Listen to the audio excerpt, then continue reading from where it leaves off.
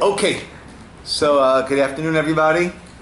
And the topic, I want to first of all thank Rabbi Kaganoff for supplying many of the ideas and the Mara Makomot and the sources which I've put together for us over here.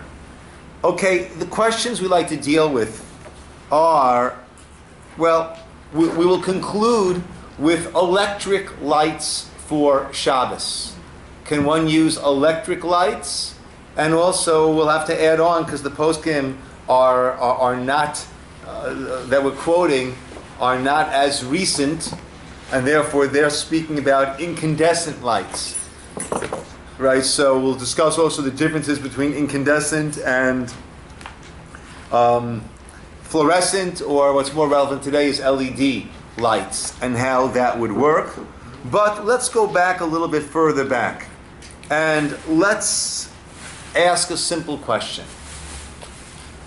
If lights had been lit, Shabbos candles had been lit before Shabbos, let's say they're burning already. You had lights burning, not Shabbos lights, right? You had lights burning, be they electric lights, be they candles that were lit, and now it's Shabbos time. Do we need to relight? Do we need to extinguish those and rekindle and light again, or not? Okay, so let's go first of all to what is this mitzvah. First of all, it's interesting that when we think about, if we were playing Pictionary, if those remember that game, right? Or now, let's say, if you want to have a Shabbos logo or a Shabbos emoji, right? That's more contemporary than Pictionary. You want to have a Shabbos emoji, what would it be? Candles. Candles. Maybe challah, but basically candles. Kiddush cup. Or a Kiddush cup, right? Now, of those, which are min haTorah and which are midrabanan? The candles are absolutely midrabanan. Challahs, the Lechem Mishnah, we have to say is midrabanan. Kiddush is min haTorah, but not over a cup of wine. So all of our emojis are really more of a rabbinic nature, and it's interesting that Chazal, with their foresight, really shaped for us the Torah Shabbos into a form that we have and can embrace, and that it embraces us. So where does the mitzvah come from? What is this idea of lighting Shabbos candles? What is the concept? Why would the rabbis institute that we should light candles for Shabbos? Janet? The light of the Torah? Since that's maybe the day we have to connect to God, so we have time We connect to God every day. Right? I don't think the light of the Torah is meant to be any more on Shabbos than it is on any other day. Didn't you often say that's an area of time that's kind of bound to be more holy? And Okay. Able to connect more? Okay.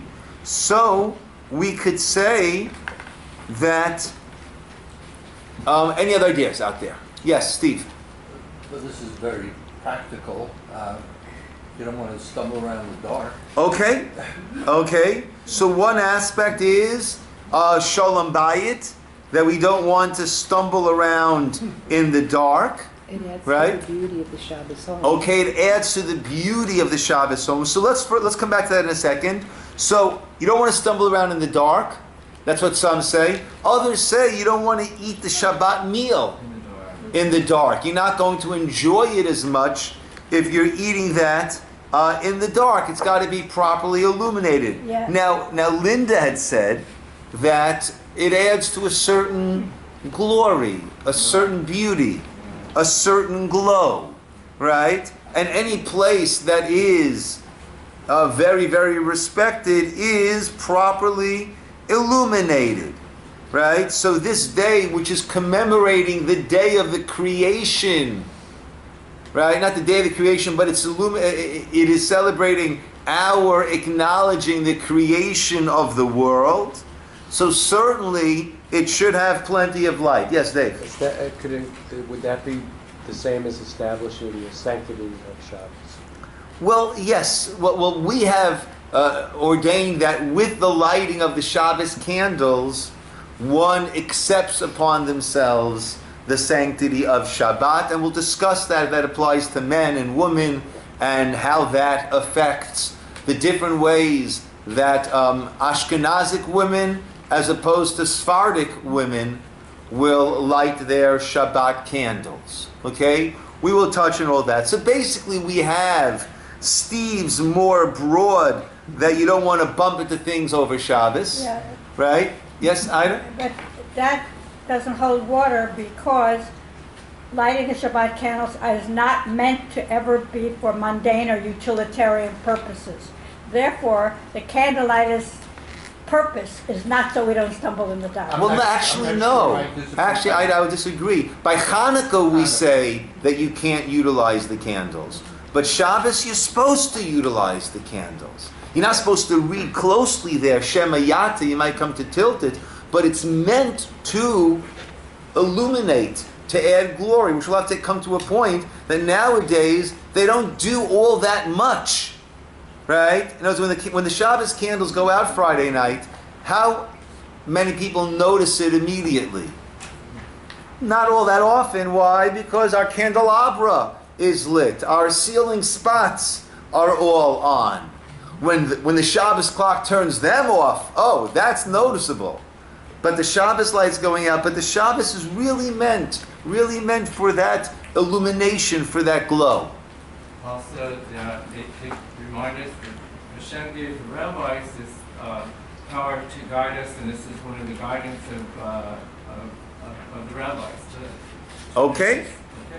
Now, a difference between what Steve said and what others have said is, must we have light only where we're eating, or must we have light throughout the house?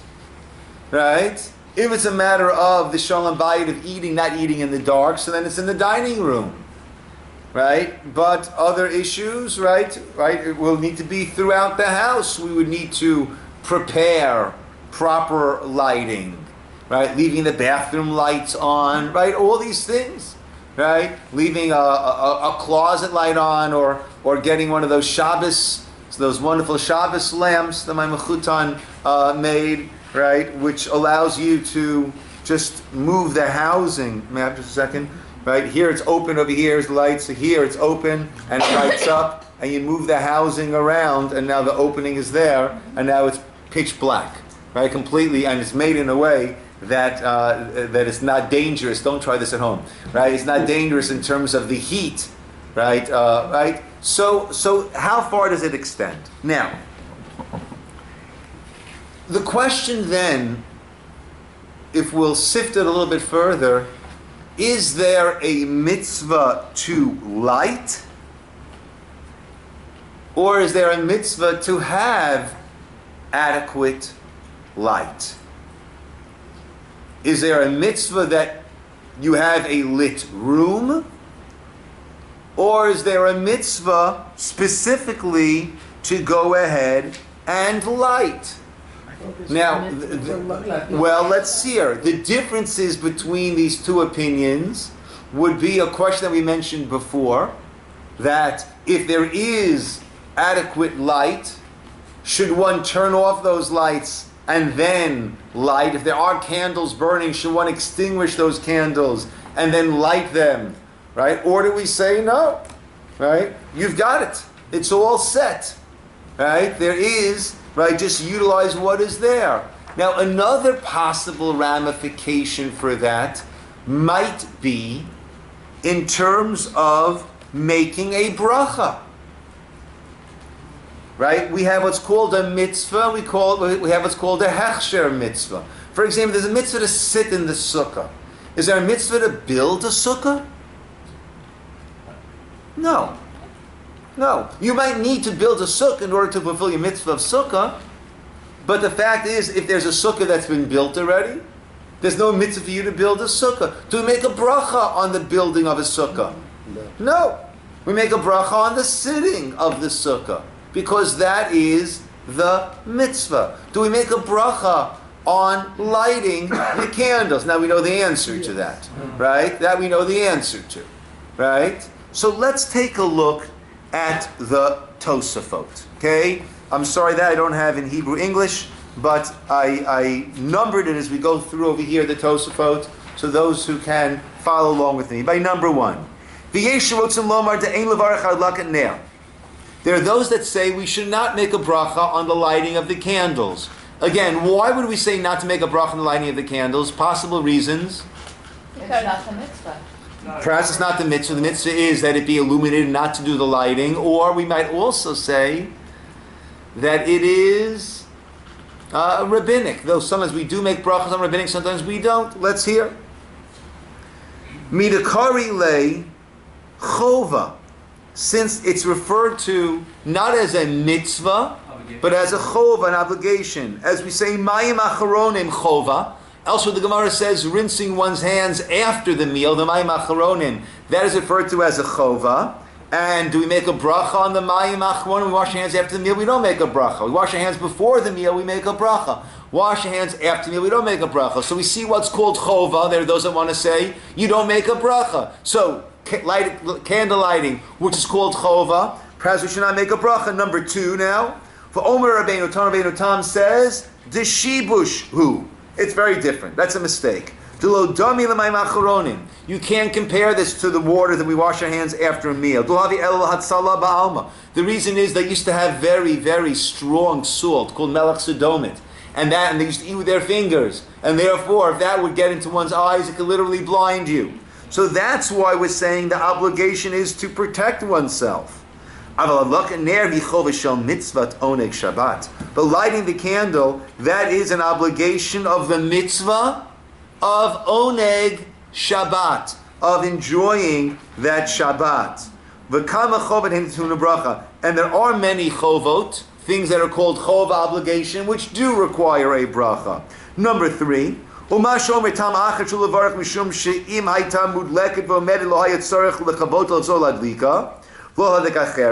those that say don't make a bracha because they say that if it was burning already, no reason to extinguish and to rekindle. Number 4, ein nireh. Doesn't seem correct.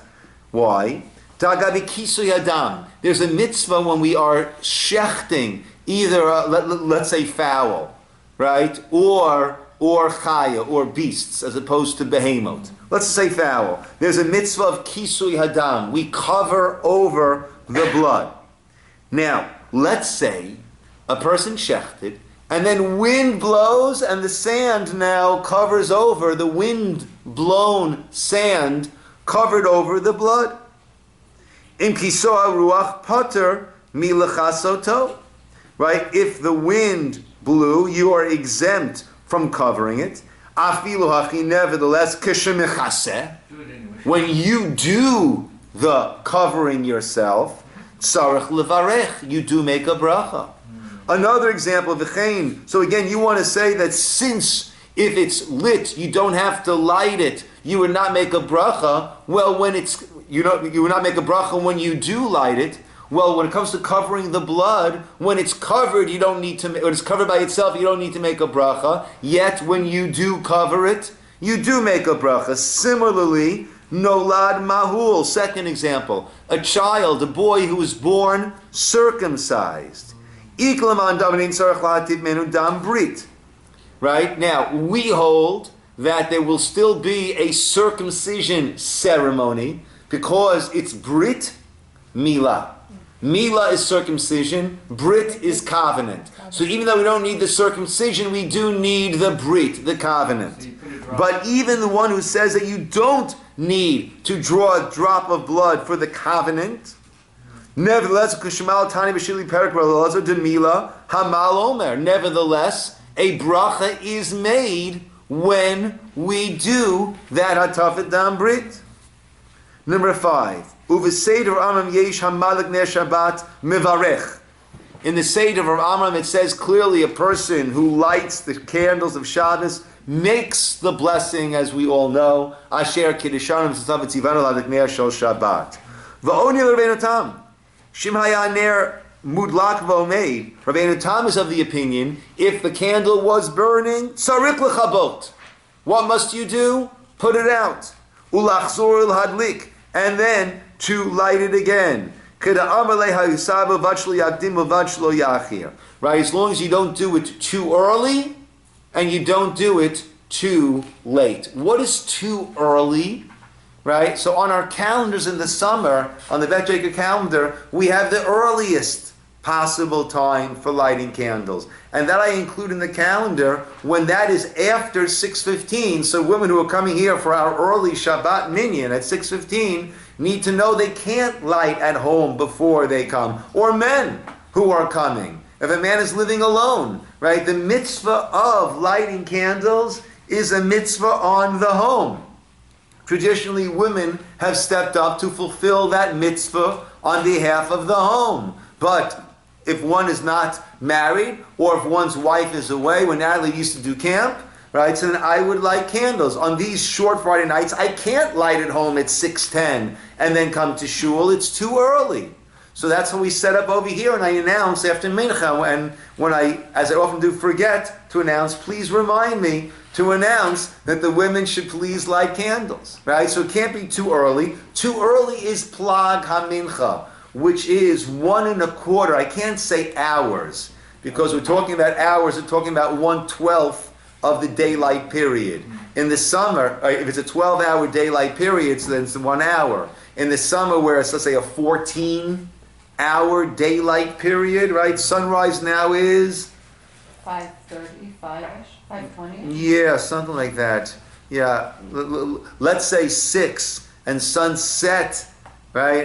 And full darkness sunset is about 8. We're talking about a 14-hour day now, right? So 14, whatever, it comes out to 70-minute hours, right? So 1 1/4 is 1.25 times 70, right? So it comes out to about whatever it is, about an hour. Did it already? Wait. I was expecting faster than that. Right, 1.25 times 70, right? Whatever it is. 1.25 times 70? Okay. I could do that. Okay. 18, 70, about It's 35 over 89. 2 plus 70. Yeah, thereabouts. Okay? Okay. So, 25 plus 1 so that's our 40. early time and our late time. 175 over 2. That would be 85, 87. So 87 minutes. 87, before. yeah. 175. Yeah. Is the earliest? Yep. Is the earliest? Yes. It's on the calendar, 87 minutes before. right? I worked it out. I mean, I have a luach. Okay. So where's, yeah. So, but considering that these candles, the ones you're thinking of extinguishing and relighting, were used for the weekday, the so-called non-holy day, the mundane day, why wouldn't you just allow them to keep burning but light new ones? The question is, do you need to? Or if you don't have, right, we live in very affluent societies. Yes, just light some more, right? But if that's not the case, and then one, right, this used to be their electric bill. If those are your weekday ones, isn't it kind of diminishing that you're... Again, the mitzvah on Shabbos is that it be illuminated, Okay. right? The mitzvah on Shabbos So that is that it be illuminated. So that would say that you speak that at least you would have to make a division, and so you would have to extinguish and relight, so that you're separating that light that was from the weekday and mundane from... So that's, we just saw different opinions on that. Okay? Let's take a look at the Shulchan Aruch. First of all, very interesting, on the bottom over here. Listen to the wording of the Shulchan Aruch. Echad ha'anashim. The echad ha'anashim.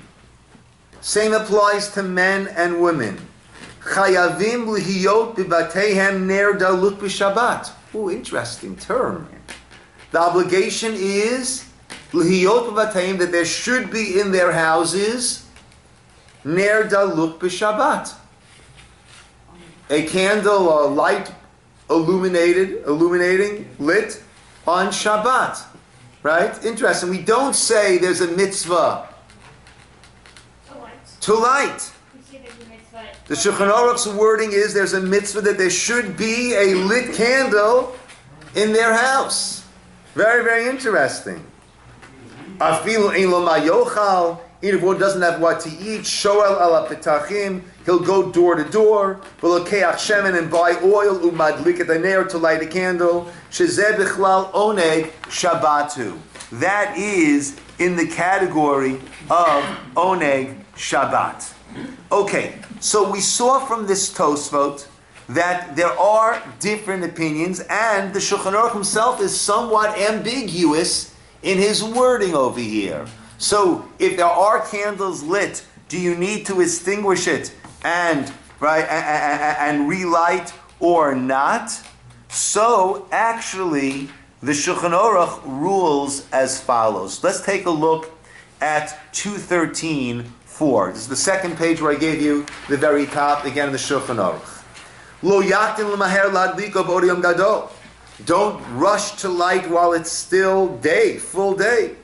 Then it's not clear that he's lighting it l'kavod Shabbat.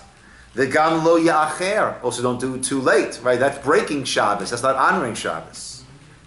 If a person wants to light a candle while it is still day, ulakabel alav Shabbat miyad, and to accept Shabbat immediately, rashai, one is allowed. Ki kevan shemekabel alav Shabbat miyad ein zo hakdama. Since you are accepting Shabbos at that point, it's not hakdama. You're not doing it too early. As long as you are from the point of plag mincha above, which is sha'a uravia kodem alayla, 1.25, 1/12 segments of the day, hours before night. Haga, v'im haya haner daluk mi ba'od yom gadol. If you had candles that were burning already while it was still day, yichabenu, what should you do? Extinguish them. V'yachzor v'yadlikanu. And then go back and light them now, litzorech Shabbat, for the needs of Shabbos. Okay, so what do we see over here? We see that the ruling is that you must actually light. It's not that you should have the candles lit, but you should light. If you have an existing lighting, then what do you want to do? You want to extinguish it and then to relight. Now this is going to get interesting when it comes to the question of using electricity for Shabbos candle. Because if you can, and you've got a very well lit room, then we'll see the best thing to do is to extinguish those lights and then turn on the lights and then light your candles, right? We're going to see it's going to get very, very interesting how we are best meant to do this.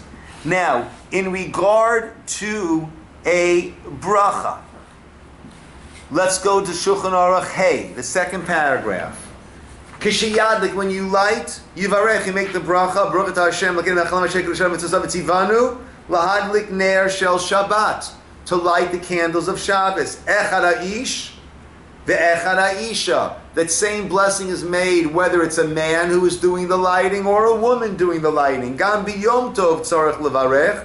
Also on Yom Tov, you need to make the bracha lahadlik ner shel Yom Tov. Ubiyom HaKippurim, Yom Kippur below Shabbat, when it's not Shabbat, Yesh mi she'omer shelo yivarech.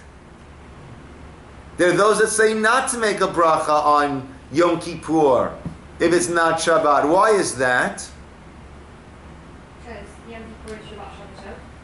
I'm sorry? Yom Kippur isn't Shabbat Shabbat. So why would we say that on Yom Tov you definitely need to light with a bracha? There are those that say that on Yom Kippur, don't make a bracha if it's not Shabbos. Well, Yom Kippur isn't so much. Yom Kippur is much more of a song, and Oneg is not really in focus. I can't remember. Like we said that what the Cardinal wrote is, or To illuminate what? to illuminate, it's Oneg, which aspect of oneg? To illuminate what? Bias. The meal. Right? So, on Yom Kippur, that's not Shabbat. There are those that the halacha is that we do. But the price we follow is that we do. Women do make a bracha. Allah hadlik ner shel Yom Kippurim. But the reason why there's room to differentiate by Yom Kippur is it's not Shabbat, so you don't have the usual Shabbat glow, and there is no meal. Now, the Shulchan Aruch said simply you make a bracha. Now, whenever you're doing a mitzvah and you're making a bracha, what is the order of events? Whenever classic mitzvah bracha, what do? You make a bracha and then you do the mitzvah. The Ramah says, Yesh mi she'omesh mevarchim kodem ha'adlaka. There are those that say you make the bracha prior to the blessing, as we normally do. V'yesh mi she'mevarech achar hadlaka. There are those that make the blessing after the lighting. Right? The reason is that a woman with her lighting is de facto accepting Shabbat, or with her bracha is de facto accepting Shabbat. Now she makes the bracha, what's the problem? She can't light. Right? So therefore, what do they say? They should first light, right? And then first light and then make the bracha. The problem is, if you already did the mitzvah, how can you make a bracha now? Right? And therefore, what do? Ukadeshi over lasiyato, in order that it would be considered that you're making the bracha prior to the doing of the mitzvah. So what is it best? Lo yahanemi menu. Don't get any benefit from the light ad la'achar bracha, until after the bracha. How do you avoid getting any benefit? You cover your eyes. So therefore you light, you cover your eyes, you make the bracha, and then, what beautiful light. What beautiful candles. I'm enjoying these candles. That way the bracha precedes the mitzvah. We place the hands before the candle, right? Blocking out our view of the candles. After that lacha, we make the block with the bracha. Afterwards, we salkin hayar, we remove the hands. Over la'asiyah, v'chein haminhag. And that is the minhag, at least amongst the Bnei Ashkenaz. Now, a man does not accept Shabbos with his bracha or with his lighting. He still has to go to shul and probably daven mincha. Therefore, a man doesn't have this issue. A man would make the bracha and then light, and he's not accepting Shabbos. Now, let's say a woman wants to come to shul Friday night and wants to drive to shul Friday night, but wants to light at home. And we're not talking about during the summer months where it's too early to light at home before she comes. Now, some women say, Rabbi, I need to have Shabbos candles lit in my house. I tell them, fair enough. Light candles before you come. Don't make a bracha. Right? And then when you come here, you'll make your bracha. When it's time, you make a bracha and you'll light. Right? Okay, let's say it's time that a woman, during the time of the year that a woman could light at home. She wants to light at home. It's best to light at home. That illuminates the meal. It's best to light at home when one can. But she wants to drive here before Shabbos, then leave the car, and we'll get it home after Shabbos. So a woman can, or sometimes a woman needs to go to the mikveh Friday night. She needs to light, and then she's going to drive to shul, leave the car here, and use the mikveh. So a woman can make a condition. It's not ironclad that she must accept Shabbos with the bracha or with the lighting. It's that is the norm, that is the assumed. But a woman can make a tanai, can make a condition, stating, even though I'm lighting, I'm fulfilling my mitzvah of lighting, I'm not accepting Shabbos until actually is the time for Shabbos. So a woman can do that. Yes, Janet? Is there a formal set of words you do for the time? You say, I'm not accepting Shabbos. Basically, there's no... So there's no prescribed... You have to make that condition. You have to say it aloud, even if it's just yourself. Yeah, you should say it out loud. Okay. Okay. Now, in our modern houses, our Shabbos candles provide very little lighting in terms of what we are actually utilizing. Okay? If you have a very large family, you add a candle for each child. Even so, the candles go out, it's hardly noticeable. Right? The Shabbos clock turns off the candelabra or the spots, now we know. Unless you get the Trader Joe's takers, which last till Okay. like midnight. Okay. So, can we fulfill the mitzvah with electric lights? Oh, just one other thing I wanted to point out. I skipped one of the sources, a very, very interesting point. Right? So, traditionally, the mitzvah of the household of lighting candles, when there is a woman of the house, traditionally it's the woman of the house that does it and not the husband. However, the husband should be a part of that, and he is the one, the Zohar brings, who should prepare the candles to set it up. That way she does the actual lighting, but he should help in the preparations. Rabbi Akiva Eger says that this is alluded to in the Mishnah of Shabbos. The Mishnah of Shabbos, that's on the very bottom of the first page now, speaks about the 3 specific woman obligations. One of them is Nida, the laws of Nida, family purity, dealing with the woman's cycle. Chala. Chala is separating from the dough. Now, once again, if a man is the one who's doing the baking, he'll need to separate challah. But traditionally, this is the woman's mitzvah. Uvahadlakat haner, and the lighting of the candle. So Rabbi Akiva Eger discerns there is a nuanced difference in the way that these are termed. Anybody see that? The nuanced difference? Careful with dough and with the lighting? Whereas it's the lighting, meaning that it's a specific lighting? By the candle it says the lighting of the candle. To be consistent, what should it have said by the challah? Like, which is The separation. The separation of the challah. That would have been consistent. Either say challah and ner, right? Or say separating the challah and lighting the ner. Why does it say challah and lighting the ner? See, he understands from there that there's a hint that it's just her realm to do what? The lighting of the ner. Just the lighting of the ner. But all the preparations, the setup, that's not her realm. Her realm is halakat ner. Right? It needs to be set up. That's not her deal.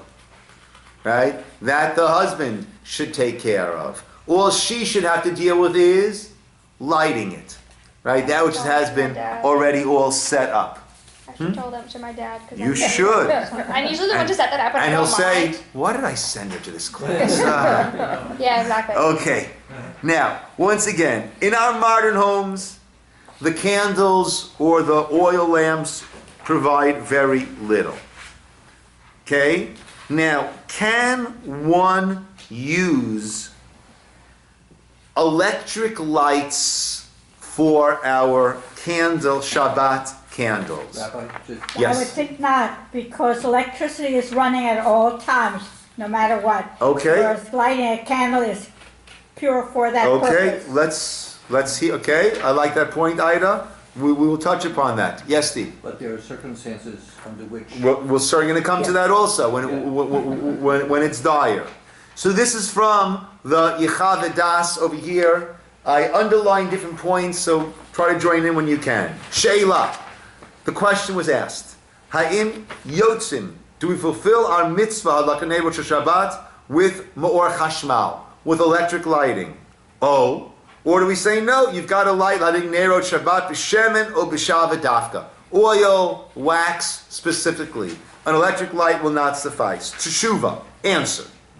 Hagon of Yitzchak Shmelkes b'shav beis Yitzchak pasak sheyotzim. He ruled there that you are yotze. You can fulfill your mitzvah of chovat halakan Nerot b'shabbat b'ma'or chashmal u'mevarchen alav. And you would make the bracha of Asher Kedisham Tzivanu Alav Ner Shel Shabbat. Shekol ma'or ha'mechubar lepetilat shemen oshava nikra or. Any light that's connected to the wick of oil or the wick of wax is called ner. And so too over here, the ma'or nitle b'chutei chashmal nikra ner. So too, at least in an incandescent light, you've got that which is attached. You have those wicks, so to speak, that which glows red or really white hot. That is considered to be ner. V'ra'oi lebracha. Right? And it is good for a bracha. And certainly, certainly if you're lighting a gas light, certainly that will work. Next underline, ulam, however, I'll go to Mordechai Winkler. In Shaz of Chuvas Levushe Mordechai Klita, Pasuk She'en Yotzin. He says you're not Yotzei. Why? You must have oil or wax, and you must have a wick. And he brings an issue from a famous Gemara in Ciner that I underlined over there. It happened with Rabbi Chanina ben Dosa. He saw his daughter on Friday night, Kashiyat Tzuba, she was saddened. He said to Pitim Neimat Tzuba, why are you saddened? She said, Oi, I thought I took the oil to light it. Instead, I lit that of vinegar. And there must have been a little bit of oil in that container which floated to the top. But as soon as that oil will be burnt, then we left with vinegar, we won't have Ner Shabbat. He said to Biti, my daughter, why are you worried? The same one, Misham al-Hashem v'yadlik, Huyam al-Chametz v'yadlik. The same one who told the oil to light, he'll tell the vinegar to light. And we learned it burnt the whole night, the next day, all the way until Havdalah. Now he asks, if the brach of Neirut Shabbat is only on a wick of oil or wax, then she should have been sad. It was a bracha levatala. She made a bracha that was in vain. She didn't do the mitzvah properly. Shadlaka osa mitzvah. The nusach is lahadlik ner shel Shabbat, like we say by ner Chanukah, right? So therefore, it seems that you don't need to have ner. You don't need to have a wick and oil. Now, interesting. They bring their underlying Hagon Chaim Brisk, right? The Brisker Rav Chaim from Brisk. On Motzei Shabbos, when making Havdalah, he would make the Borim Marei Eish specifically on an electric light. Why did he do that? Because that was the time when electricity was coming out. And some people were maintaining that, electricity isn't a problem on Shabbos. You can turn lights on and off on Shabbos. It's nothing. It's no problem at all. So he would make Havdalah using an electric light for his Havdalah light in order if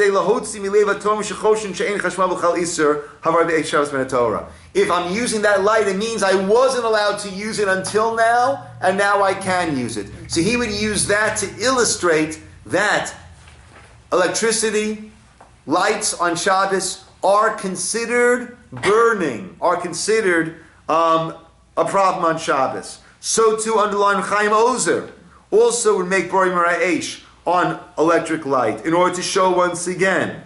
So what do we see? Right? Now, Lamasai underline, Ein Levarach. We don't make the bracha on an electric light by Havdalah. Why? Because it's supposed to be a revealed light, and that's covered over by the Zechuchit. Right? It's not like that fire made by Adam Harishon. However, underlined again at the end of that paragraph, so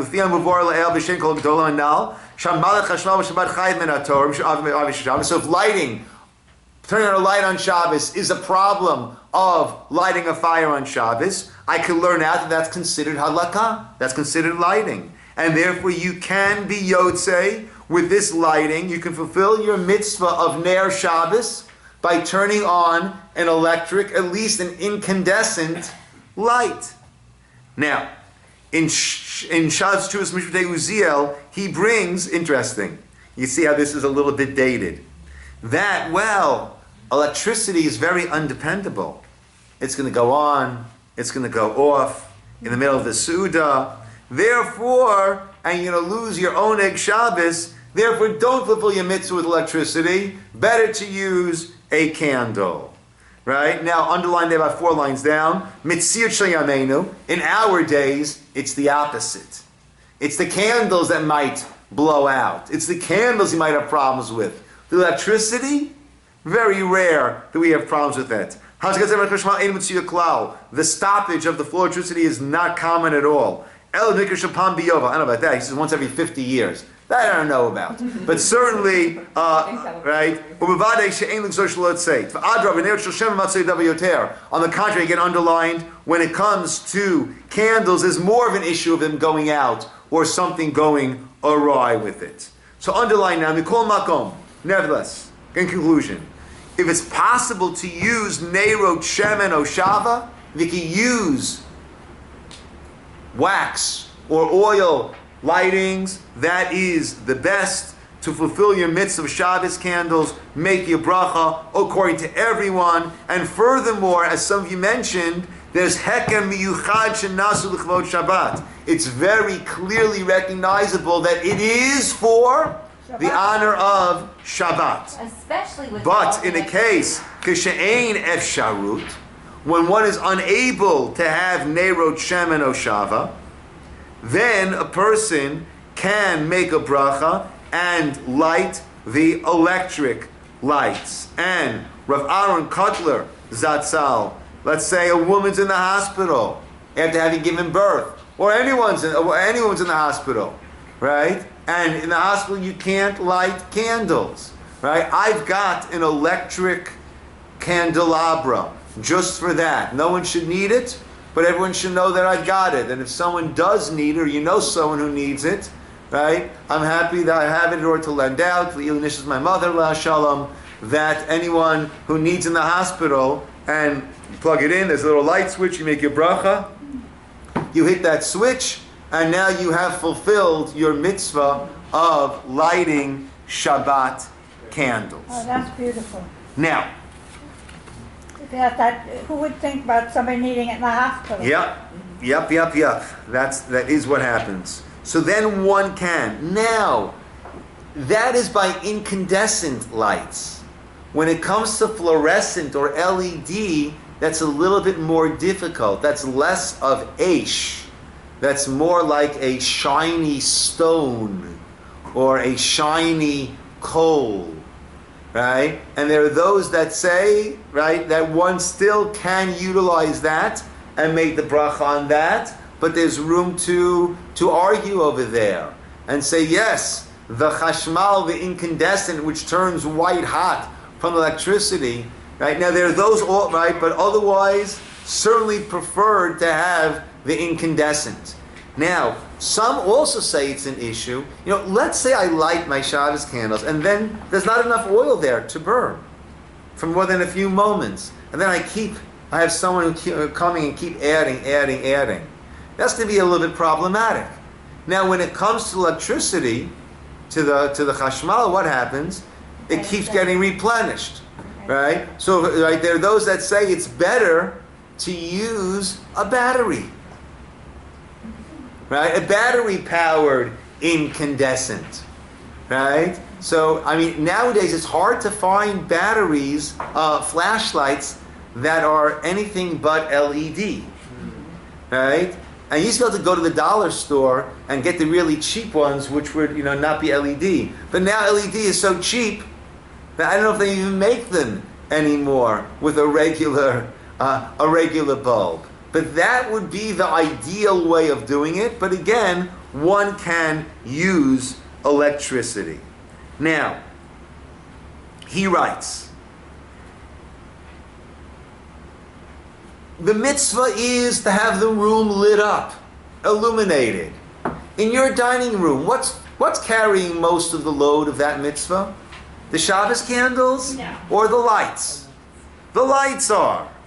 So he writes, again, this is Rabbi Kaganov, since we are anyway primarily using electric lighting to fulfill the mitzvah, it is therefore a good idea that immediately prior to kindling the Shabbat lights, one turns off the electric lights in the dining room and then rekindle them with Shabbos in mind, and then kindle the Shabbos candles or lamps, make the bracha, having in mind the bracha should go on the candles and also on the lights. Again, that's the Ashkenazic practice. Sephardi who make the bracha first and then light, so they would do the same thing. They would make the bracha, then turn on the electric lights, and then light the Shabbat candles. Why is starting our first making bracha? Why is reverse? Because that's what the Shulchan Aruch said. Right? In other words, keep in mind, the Shulchan Aruch was written by Rabbi Yosef Karo in the 16th century. Right? When he was forming what we call the normative halacha, taking from all the different opinions and saying this is what is done, this is what should be done, he was relying on practices that had been established for hundreds of years amongst the different Sephardic communities. Along came Rav Moshe Isserles, and he sees a contemporary, and he sees this wonderful book of the Shulchan Aruch by Rav Yosef Karo, and he says, great, but there are certain instances where the custom of the Ashkenazic community for the past centuries and centuries and centuries is different. See, he had, Rabbi Wein puts this very beautifully, he had a choice. He could have written his own Shulchan Aruch for the Ashkenazi community and gotten a lot of headline attention, right? And Rav Yosef Karo was the author of the Shulchan Aruch for the Sephardim, and he for the Ashkenazim. And instead, he wrote some little notes, the gloss. It's called the Haggah, Hey Gimel Hey. Haggah, a little added point. And as in this case over here, he writes, Shulchan Aruch simply said, you make the bracha, without specifying. The understanding is, like every other mitzvah, make the bracha, and then do the mitzvah. And he brings, there are those that say make the bracha first, and there are those that say you make the bracha afterwards and cover the eyes, as we said. And he writes v'chein ha-minhag, and that is the minhag amongst the Ashkenazic communities. So really the Sephardim are the ones, or the Shulchan Aruch, and the Sephardim who are following that, are following the standard template. You always make a bracha, and then do the mitzvah. I'll just end off with another instance where we don't really make the bracha first, but we do something similar to what we do on Shabbos and covering the eyes and then getting hana. We do something in order to make it as close to before the mitzvah as possible. And this is something that people don't necessarily know or don't always get it right. When it comes to washing hands for a meal, right? So we should make the bracha on Atilat Yadayim and then wash our hands. But we don't. Why don't we? Well, we'd rather make the bracha when our hands have been cleaned already, washed already, elevated, consecrated. But how do you make a bracha afterwards? So what we do is we wash our hands, 1, 2, 1, 2. The first one is to remove any of that ritual impurity. Now it's on our hand, it's off our hands, but it's in the water on our hands. The second one is to wash off that water. 1, 2. Now we're also supposed to dry our hands lest they touch something and become impure again. So the drying of the hands is also a part of the mitzvah. Therefore, after we've washed our hands, 1, 2, 1, 2, we should then make the bracha, and only then dry our hands. And what have we accomplished by doing that, Ada? We've done the bracha before we completed the mitzvah. Good. We've done the bracha somewhat before the mitzvah. Albeit not before the start of the mitzvah, but at least before the completion of the mitzvah. But if we've washed our hands, dry our hands, and now make the bracha, then the bracha is coming completely after the completion of the mitzvah. Similarly, Ashkenazic women light the candles, cover our eyes, make the bracha, and then get the hana. That is the completion of the mitzvah. The fulfillment of the mitzvah is the benefit of the pleasure of seeing these candles. So you cover. So it's not so much, up and away. It's more the covering of our eyes that is the real issue over here, right? Because that's what prevents us from getting benefit from seeing the lights. Make the bracha, and then we see the lights. Okay, my friends, we will call it over here. Oh yes, and we had in mind this is for a refuah sholema for Shena Tzivya Bat Sarah. May she have a refuah sholema a bekarov v'mheira. Okay. Yeshikoach, everybody. I am not going. There will not be lunch and learn the next 3 Thursdays. I'll be away, and then I'm coming back on that Thursday morning. But there is morning learning for the drive. Tuesday morning, the parsha class we will still have. And then the next 2 Tuesdays you're saying? Correct. Correct. Okay.